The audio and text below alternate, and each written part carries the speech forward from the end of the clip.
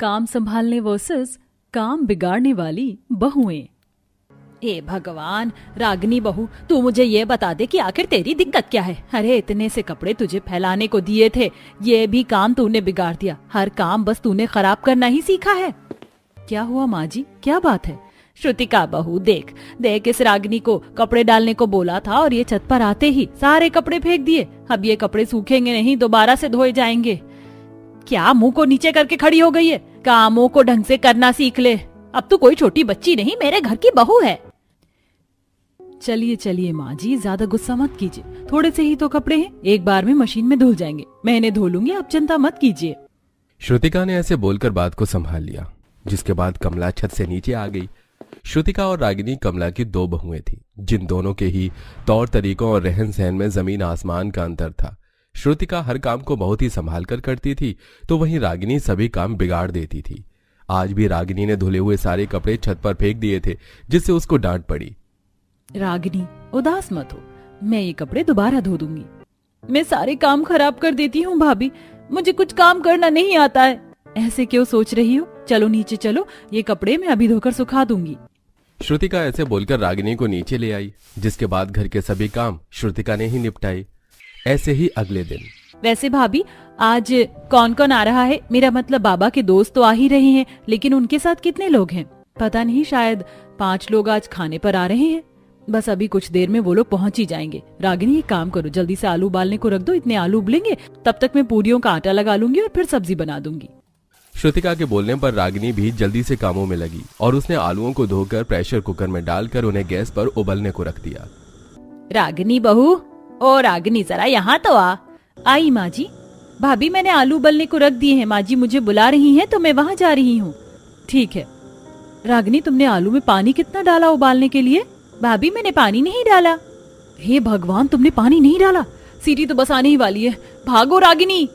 श्रुतिका और रागिनी जल्दी से रसोई से बाहर भागी। उनके निकलते ही प्रेशर कुकर में बहुत ही ज्यादा प्रेशर बना, जिससे कि कुकर फट गया, जिसकी आवाज से कमला भी बाहर बैठे बैठे उछल गई और अरे क्या हुआ बहुओं? कुछ नहीं माँ जी। कुकर फट गया क्या? कमला की बात पर दोनों बहुएं कुछ नहीं बोली। कमला जानती थी कि इसके पीछे किसकी गलती होगी, जिसकी वजह से वो बस रागिनी को घूरने लगी। माँ जी चिंता मत कीजिए, मैं हूं ना, जल्दी से सब कुछ साफ कर देती हूँ। आप चिंता मत करना, मैं सब कुछ संभाल लूंगी। माँ जी, मुझे लगता है कि मैं कोई काम आज ना ही करूँ तो शायद अच्छा होगा। मैं चलती हूँ। रागिनी ऐसे बोलती हुई सिर पकड़कर अपने कमरे में चली गई, जिसके बाद हे भगवान, सारी रसोई बेकार हो गई। अब इतना वक्त नहीं है कि मैं आलू उबालकर हींग वाले आलू बनाऊं। अब मुझे सादा आलू की सब्जी बनानी पड़ेगी। चल श्रुतिका, काम पर लग जा। श्रुतिका ने अपना दिमाग चलाया और सबसे पहले उसने सब्जी पकने को रखी। इतने सब्जी पकी उतने में उसने रसोई को साफ कर दिया और फिर रसोई साफ करने के बाद उसने पूरी बनाई। जब मेहमान आ गए तो उन्हें भी श्रुतिका ने ही हैंडल किया और रागिनी बस एक ही जगह पर बैठी रही। ऐसे ही सिलसिला जारी था और आज के दिन दोनों बहुएं बैठी हुई दराती से अचार के लिए आम काट रही थी। रागिनी, आमों को जरा ध्यान से काटना, ये दराती बहुत ही पैनी है तो इससे हाथ भी कट जाता है। हे भगवान, क्या हुआ? कितना खून बह रहा है। रागिनी, मैंने कहा था कि आराम से काम करना। अरे क्या हो गया बहुओं? हे भगवान, खून! ये ले श्रुतिका बहू, जल्दी से इसके हाथ पर पट्टी कर दे। लाइए माँ जी। श्रुतिका ने जल्दी से रागिनी के हाथ पर पट्टी कर दी, जिससे कि उसका खून बहना बंद हुआ और फिर कमला रागिनी को डांटते हुए बोली, रागिनी बहू, कोई तो काम ठीक से कर लिया कर। तुझे तो हर काम बस बिगाड़ना आता है और अपना नुकसान ही करना आता है। पता भी है, इस तरह लगी हुई चोट कभी कभी गहरी भी लग जाती है। मेरे तो समझ में नहीं आता कि मैं तुझसे क्या कहूँ। तू तो हर काम ही बिगाड़ती है। एक मेरी काम बिगाड़ने वाली बहू है तो दूसरी काम संभालने वाली।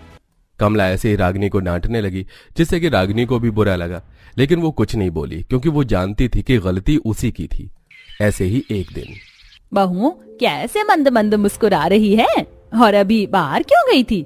माँ जी, मैंने ना पार्सल बुक किया था। मैंने मिनी वैक्यूम क्लीनर मंगवाया है, जिससे हम अपने घर के सोफा और बेड वगैरह को साफ कर सकते हैं। अच्छा, तो चल जल्दी से उसे चला कर देख, मैं भी देखूंगी। कमला के बोलने पर रागिनी भी एक्साइटेड हो गई और उसके सोफा साफ करने को मिनी वैक्यूम क्लीनर चला दिया।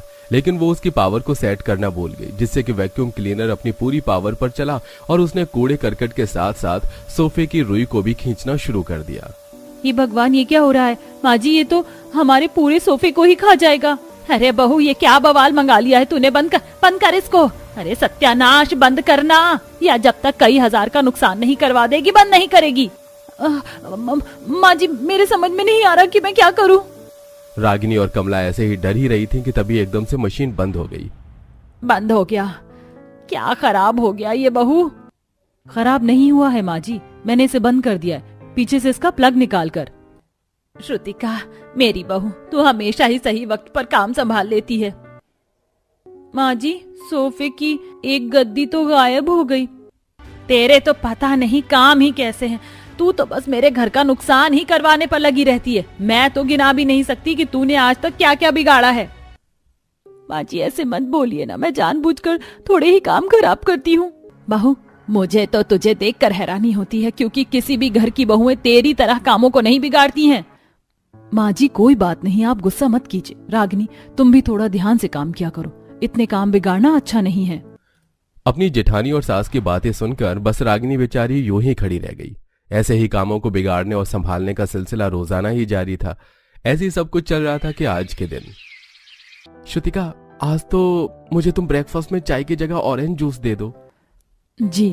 अरे रागिनी, मुझे अभी मुकुल और माधव जी दोनों के ही टिफिन पैक करने हैं, तो जूस तुम जरा बना दो। माधव जी भी पीने को बोल रहे थे। जी, उम्मीद है कि आज मुझसे कोई गलती नहीं होगी। रागिनी ऐसे ही सोचती हुई रसोई में आ गई और उसने जूस बनाने के लिए फ्रिज से संतरे निकाल लिए। मैं तो भूल गई कि संतरों का जूस बनता कैसे था। रागिनी आज भी गायब दिमाग से ही काम कर रही थी, जिसका नतीजा ये सामने आया कि ना तो उसने फ्रिज को बंद किया और उसने मिक्सी के जार को भी बिना कुछ ढके ही चला दिया, जिससे कि सारा संतरों का पल्प वगैरह उड़ गया और उससे रसोई की दीवारें खराब हो गई। वहीं दूसरी तरफ मिक्सी का भी बैलेंस बिगड़ गया और उसका जार भी उड़कर टूट गया। अरे नहीं, मैंने फिर से काम बिगाड़ दिया, अब मैं क्या करूं? रागिनी जैसे ही रसोई के हालात को सुधारने के लिए भागी तो उसके फैलाए रायते पर ही उसका पांव फिसल गया और वो गिर पड़ी। इतनी सब आवाजें सुनकर रसोई में कमला, मुकुल, श्रुतिका और माधव आ गए और कुछ देर बाद 15,000? तूने आज मेरे पूरे 15,000 से भी ऊपर का नुकसान करवाया रागिनी। तेरी लापरवाहियों की वजह से मेरा फ्रिज खराब हो गया, क्योंकि पता नहीं वो कब से खुला हुआ था। तेरी लापरवाही से मेरी मिक्सी खराब हो गई, रसोई की दीवारें खराब हो गई और फ्रिज में रखा हुआ खाने पीने का सामान सड़ गया। अब बता कि तेरा क्या इलाज है? मुझे माफ कर दीजिए माँ जी। अब माफी की गुंजाइश बची ही कहाँ है बहू। बस अब मैं एक बात कहती हूँ, आज से तेरा घर में काम करना बंद। क्या माँ जी, क्या बोला आपने? माँ जी सही बोल रही हैं रागिनी, तुम अब से एक हफ्ते घर का कोई काम मत करना, बस मुझे देखना कि काम कैसे किए जाते हैं, उसके बाद जब तुम काम करना। श्रुतिका की बात पर रागिनी राजी हो गई। बस फिर क्या था, उसी दिन से रागिनी ने एक हफ्ते तक श्रुतिका को काम करते हुए देखा, उसके तौर तरीकों को देखा, जिसके बाद उसने भी उसी की तरह काम करने शुरू कर दिए। अब रागिनी के काम कम बिगड़ रहे थे और कुछ दिनों में ही उसे भी सही से काम करने आ गए और सभी फिर खुशी खुशी रहने लगे। अरे यार, मेरी ये नीली वाली साड़ी भी फट गई है। पूनम देखो ना, गिन चुनकर 4 से 5 साड़ियां तो है मेरे पास, उसमें से 3 साड़ी फट गई हैं। क्या करूं मैं? तुम्हें तो सिलाई आती है ना, जरा कुछ जुगाड़ लगाकर इसे सिल दो। सिल तो दूंगी, लेकिन फिर ये पहनने पर काफी अजीब लगेगी, साफ साफ दिखेगी कि तुमने साड़ी को सिलवाया है। आजकल तो मार्केट में 200-300 रुपए में अच्छी अच्छी साड़ियां मिल जाती हैं। आए दिन साड़ी वाला गली में आता है, सभी औरतें साड़ियां खरीदती हैं, सिर्फ हमें छोड़कर। अरे कुछ बचत हो तो हम लोग अपने लिए कुछ खरीदेंगे ना। परसों मैं बाजार गई थी सब्जी लेने के लिए, इतनी सुंदर सुंदर चूड़ियां दिखी मुझे, लेकिन खरीद नहीं पाई, बचत ही नहीं होती है। ये लोग जितना कमाते हैं उतना सब घर के खर्चों में निकल जाता है, बिना बचत की जिंदगी कैसे गुजरेगी। मेरा हाथ रोज रोज सिलबट्टे पर मसाला पीस पीस कर क्या हालत हो गई हाथों की, देखो तो। आजकल तो हर किसी के घर में मिक्सर है। पड़ोस वाली शांता है ना, वो भी 2 दिन पहले नया मिक्सर लेकर आई है। एक हमारे पास ही सहूलियत का एक भी सामान नहीं है। बस अब बहुत हुआ, हर छोटी छोटी चीजों के लिए तरसना पड़ता है। यहाँ तक कि घर के बाहर अगर कुछ खाने पीने की चीज आती है तो भी हम 5 रुपए 10 रुपए खर्च करके नहीं खा सकते। आज तो हमें इन लोगों से बात करनी ही होगी। पांचों बहुएं अपने अपने पतियों के आने का काफी वक्त से इंतजार कर रही होती हैं। जैसे ही उन सबके पति मजदूरी करके घर आते हैं, उनके सामने घर की बचत की बात रखते हैं। आप लोग जितना कमाते हैं उतना तो घर के खर्चों में ही निकल जाता है, 2 पैसे की बचत नहीं होती है। गली में कोई चीज आती है तो उसे खरीद भी नहीं पाते हैं। सभी औरतें बस मुंह देखती रहती हैं हमारा। इसीलिए हमने सोचा है कि अब हम भी नौकरी करेंगे और पैसे कमाएंगे। और उन्हें जोड़ेंगे ताकि वो हमारे बुरे वक्त में काम आ सके, और अगर कोई सहूलियत की चीज लेनी हो तो हम आराम से ले सके। तुम पांचों को क्या लगता है कि नौकरी करना इतना आसान है? फैक्ट्री में तो तुम पांचों को नौकरी मिलने से रही, मिलेगी भी तो काम के मुताबिक, पैसे नहीं दिए जाएंगे। और यहाँ तो कोई इतने अमीर लोग भी नहीं है जिनके घर में जाकर तुम नौकरानी का काम कर सको। इसलिए जितना है उतने में ही गुजारा चलाओ और कोशिश करो कि इसमें बचत कर सको। महंगाई देखी आप लोगों ने, मनपसंद का खाना भी 2-3 महीने में एक बार नसीब होता है, और आप इसमें बचत करने को कहते हैं। ऐसे ही कुछ दिन गुजर जाते हैं। अनीता और पूनम घर खर्च के पैसों से मंडी से सब्जियां ला रही होती है कि तभी पूनम को रास्ते में अरबी और पालक के पौधे दिखते हैं, जिन्हें देख अनीता वहीं रुक जाती है। अरे अनीता, तुम रुक क्यों गई? घर नहीं चलना क्या? पूनम देखो ना, यहाँ पर कितने सारे पालक के पत्ते और अरबी के पत्ते हैं, चलो इन्हें घर लेकर चलते हैं। कई दिनों से मेरा कुछ चटपटा खाने का मन कर रहा है। वो तो ठीक है, लेकिन इससे चटपटा क्या बनेगा? अरबी और पालक की तो सब्जी बनती है। एक काम करते हैं, आज हम अरबी के पत्ते और पालक के पत्ते के पकौड़ी बनाते हैं। बहुत दिन हो गए घर में पकौड़ी बने हुए, थोड़े से बेसन रखा हुआ है, उसमें मिलाकर हम चटपटे पकौड़े बनाएंगे। अनीता और पूनम मिलकर ढेर सारे पालक और अरबी के पत्ते तोड़ती है और घर आकर उन्हें अच्छे से धोकर पालक और अरबी के पत्तों के पकौड़ी बनाती है, और उन सभी को काफी ज्यादा वो स्वादिष्ट रखते हैं। ये अरबी के पत्ते के पकौड़े तो काफी ज्यादा स्वादिष्ट बने हैं ना। हरी मिर्च की चटनी के साथ तो इनका स्वाद दुगना बढ़ गया है। आज से पहले कभी पालक के पत्ते के पकौड़े नहीं खाए थे, मुझे नहीं पता था कि ये इतने ज्यादा अच्छे बनते हैं। मेरी माँ हमेशा महीने में 1 से 2 बार पालक और भी पत्तों के पकौड़े बनाया करती थी। मुझे सबसे ज्यादा इनके पकौड़े ही खाने पसंद है। एक काम करते हैं, लाजवंती अम्मा को भी दे आते हैं, उनके घर में तो कोई भी नहीं है जो उन्हें पकौड़े बनाकर दे सके। बेचारी अम्मा गुजारा चलाने के लिए सुबह से शाम तक चाय बनाकर बेचती हैं, कभी कभी तो उनके लिए काफी बुरा लगता है। पांचों बहुएं एक प्लेट में ढेर सारे अरबी और पालक के पकौड़े डालकर पड़ोस में रहने वाली लाजवंती अम्मा के घर जाने लगती हैं। वहीं दूसरी तरफ, अरे अम्मा, क्या खाली खाली चाय पिला रही हो? कुछ साथ में है नहीं खाने को क्या? बेटा है ना, ये मट्ठी है, नमकीन है, बिस्किट है, फैन है, बताओ क्या खाओगे तुम? अरे अम्मा, अगर चाय के साथ ही ये सब खाना होता तो मैं खुद चाय बनाकर ना खा लेता। चाय के साथ तो गर्मा गर्म चटपटे पकौड़े अच्छे लगते हैं खाने में। लाजवंती के पास पकौड़े नहीं होते, जिसके चलते वो उदास हो जाती है कि तभी पांचों बहुएं प्लेट में गर्मा गर्म पकौड़े लेकर आती हैं। देखिए, आज हमने पालक और अरबी के पत्तों के पकौड़े बनाए हैं। पालक और अरबी के पत्तों के पकौड़े की खुशबू तो काफी बढ़िया आ रही है। क्या मैं 1-2 पकौड़े चख सकता हूँ? हाँ, क्यों नहीं, ये लीजिए। वो ग्राहक जैसे ही उन अरबी और पालक के पत्तों के पकौड़े खाता है तो उसे काफी ज्यादा पसंद आते हैं। क्या भाई, वाह, क्या पकौड़े बनाए हैं आपने! मजा आ गया खाकर, और साथ में ये गर्मा गर्म चाय पकौड़े से अच्छा कॉम्बिनेशन तो इस दुनिया में कुछ हो ही नहीं सकता। अरे अम्मा, मैं तो कह रहा हूँ कि आप भी अपनी चाय के साथ साथ पकौड़े बनाकर बेचिएगा, फिर देखिए कैसे ग्राहकों की लाइन लगी रहेगी आपकी चाय की टपरी पर। उस ग्राहक की बात सुनकर अचानक पूनम के दिमाग की बत्ती जलती है और उसे एक जुगाड़ सूझता है। अरे, ये चीज मैंने पहले क्यों नहीं सोची। अम्मा आप इतनी अच्छी चाय बनाती है और हमारे हाथ के पकौड़े का तो क्या ही कहना, हमारे साथ साथ और लोगों को भी कितने पसंद आ रहे। तो क्यों ना अब हम साथ में अपना चाय पकौड़ी का काम शुरू करें। आप हर रोज की तरह चाय बनाना और हम साथ में पकौड़े बनाएंगे। चाय और पकौड़े देख ज्यादा से ज्यादा ग्राहक आएंगे, ऐसे आपकी चाय की ग्राहक भी बढ़ जाएंगे और हमारे पकौड़े भी बिकने शुरू हो जाएंगे। आपको भी मुनाफा होगा और हमें भी। तो फिर क्या सोचा है आपने? ख्याल तो तुम्हारा बहुत ज्यादा बढ़िया है, मुझे तो इससे कोई परेशानी नहीं है। पांचों बहुएं इस काम के बारे में अपने पतियों को बताती हैं, जिसे सुनकर अब वो भी इस काम के लिए उन्हें मंजूरी दे देते हैं। उन सब के पति अनाज की फैक्ट्री में काम करते थे, जहां पर गेहूं, बेसन बनाना ये सब होता था। पैकेट में बेसन भरने के बाद जो बेसन मशीन में रह जाता था वो उसे पन्नी में भरकर घर ले आती। अनीता और पूनम आज फिर से ढेर सारे अरबी और पालक के पत्ते तोड़कर घर ले आती हैं, जिनमें वो पकौड़े बनाकर अब लाजवंती के साथ मिलकर ग्राहकों को खिलाती हैं। अरे क्या बात है लाजवंती अम्मा, अब तो आप चाय के साथ इतने बढ़िया पकौड़े बनाकर बेच रही है। पहले तो मैं सिर्फ एक बार ही चाय पीता था, लेकिन अब तो मन कर रहा है कि दिन में 4-4 बार आकर चाय पिए और साथ में इतने लजीज पकौड़े खाएं। अरे मेरे लिए तो 2 पकौड़े की प्लेट पैक कर दो, आज तो मैं अपनी गर्लफ्रेंड को भी पकौड़े खिलाऊंगा।